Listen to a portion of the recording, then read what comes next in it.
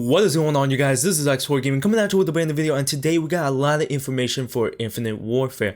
So basically, during COD XP, they were announcing a lot of things like multiplayer, movement system, weapons, all types of things. So what we're gonna do is I'm gonna have this one video set for everything: movement system, weapons, maps, all of that. So the first thing that we're going to be talking about is movement system. So all of this information is going to be from Charlie Intel.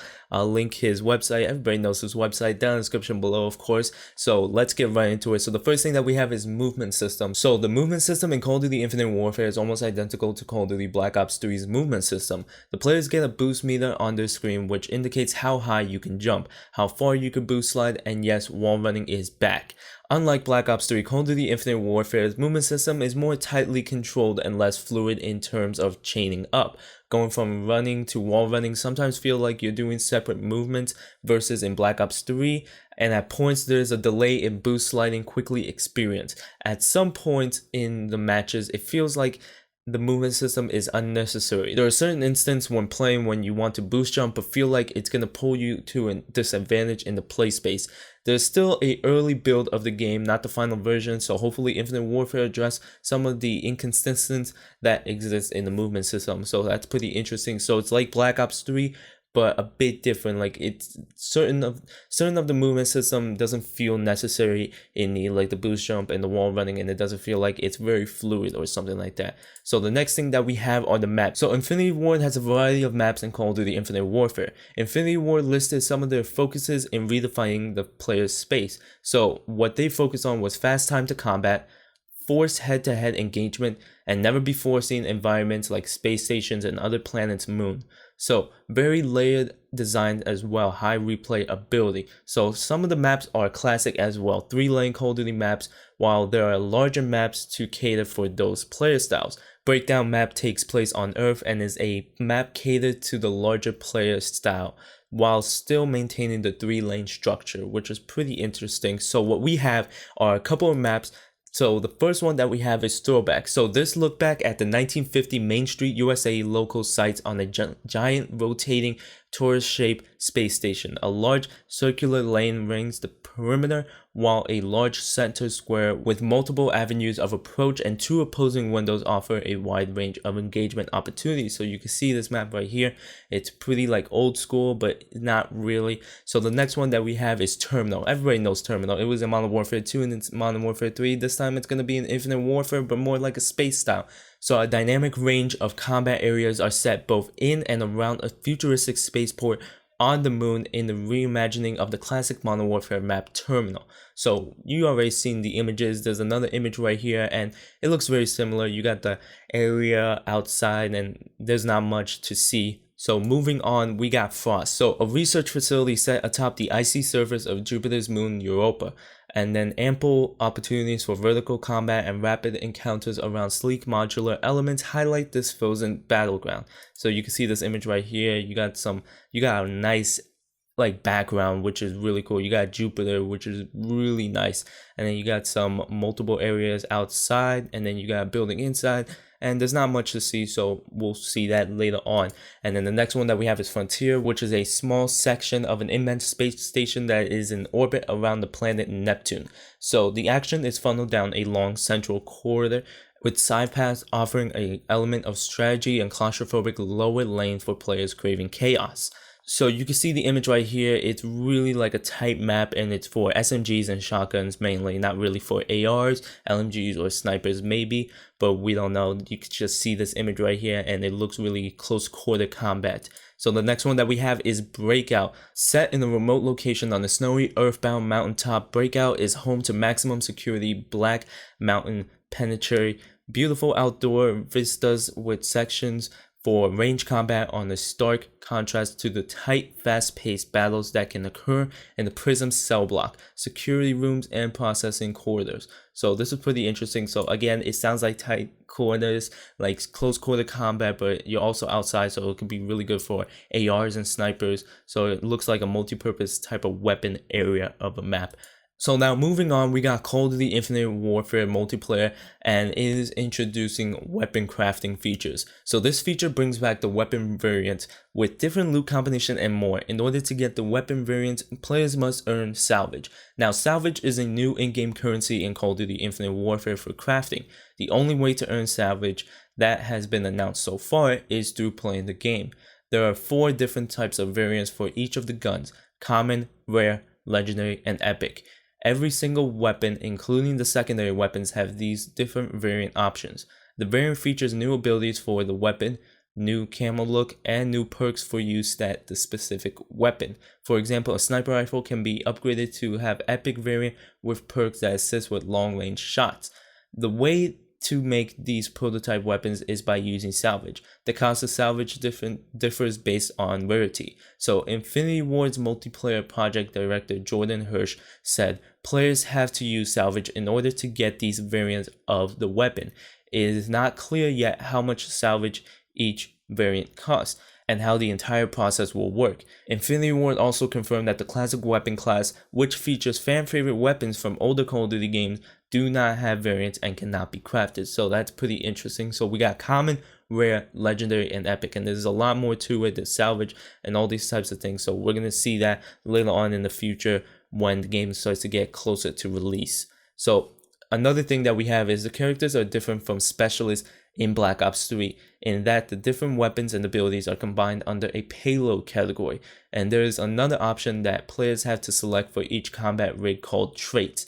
So payload and traits are vary between each character and cater to a wide variety of player styles. So the traits are additionally perks that each character can have for the length of the game. Certain traits can only be used once per life in game, while others are consistently active through the length of the match. So that's pretty interesting to know. So another huge thing from specialists and combat rigs is that combat rigs can actually be changed mid-match in-game via the start menu. You don't have to select a rig and then be stuck with it the entire game. So if a certain rig just does not work out for you in a specific match, you have the ability to adjust and change whenever. But when the players change the rig mid-match, the payload meter in the bottom left does reset to adjust to the new selection. This is a welcome addition as it allows you to, as a player, to adapt as the match progresses. Even more so, it helps the adapting in-game to the enemy's player style. So that's pretty interesting to know. I don't know much how this is going to be, but I don't know. I really cannot talk that much about this because we don't know that much about it. All we heard is you could change it mid-match, and that sounds iffy, a little bit like questioning. So the next thing that we have are 6 combat rigs that they announced during COD XP. So the first one that we have is FTL, and FTL's payloads are Eraser, FTL Jump, Traverse a Space, and Phase Shift. And then the traits are Supercharge, and then this percentage gives the players more awareness than ever before in Call of Duty. If there's an enemy looking at you, edges of HUD will light and let you know someone is looking at you. And there's also Power Slide. So you can see the image right here of FTL, and he looks pretty badass. He looks like a running gunner basically. And then the next one that we have is Merc. So Merc, this guy looks like a heavy hitter, and his payloads are Steel Dragon, which helps suppress a close combat area, and then Bull Charge, reactive armor, and then his traits are Infusion, health will come back faster, Man at Arms, and Shockwave. And this guy definitely looks like a heavy hitter. He looks like a big man holding an LMG. You know what I'm talking about. So the next person that we have is Warfighter, and his payloads are the Claw. Now the Claw is a powerful weapon. It's a rapid spread shot weapon that takes out many enemies with ADS. Shots ricochet around as well. And then we have Overdrive, Combat Focus, which sounds very similar to Black Ops 3. And then we have Trait, which is Ping, Persistence, which means changes the way you interact with score streaks. Instead of resetting on death, they will persist, come at increased cost, cannot wrap score streaks. And then we have Resupply. So the next one that we have is Striker, and this guy looks like a guy that has shotguns and that loves to use shotguns. So his payloads is Gravity Vortex, Micro Turret, and Centurion. And his traits are Relay, Trophy Drone, Supports Team, Drone that flies and self-detonates and takes out any grenades. Players can get only 1 per life. And then there's also Harden.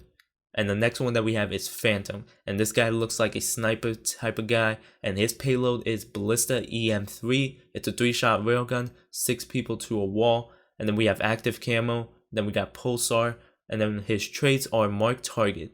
And then he got rear guarded, where every time you spawn you have an armor shield on your back, which is pretty interesting. And then he got heightened senses. And then the last one that we have is Synaptic, and his payload, this is a robot style, and his payload is Coralizer Reaper, which is a lethal melee, crouches down and charges at you, which is pretty crazy. And then we got Rewind, and then his traits are Rush Down, Propulsion, Combat Burst, which gets short burst in speed after every kill. So all of these 6 combat rigs sound pretty interesting. A couple of them sound pretty similar to Black Ops 3 style, but they are different. And there might be more combat rigs later on after the release of the game, but we so far know only these 6, which is pretty interesting if you ask me. And now we're going to be talking about game modes. So the first game mode is Defender. Defender is a keep away style mode which features a drone that players must hold from the other team. A drone starts in the center of the map and both teams must race to secure it. Once you secure it, a countdown starts with 1 minute. After that countdown ends, the drone resets. The longer your team holds the drone, the more points you earn. And the score limit is in Defender was 250 points to earn. And then we also got Frontline, but Infinity Ward did not provide any details on that as well, which kinda sucks.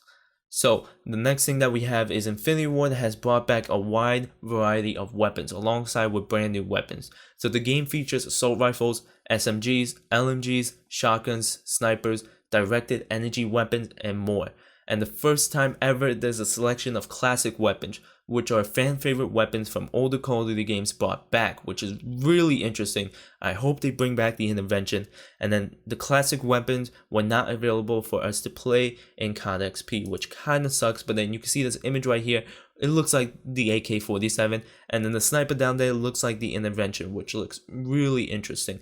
And then you got a shotgun, you got an SMG, and then you got another AR. I don't see any LMGs though, but this is just a little sneak peek about it. And so the next thing that we have is the HUD.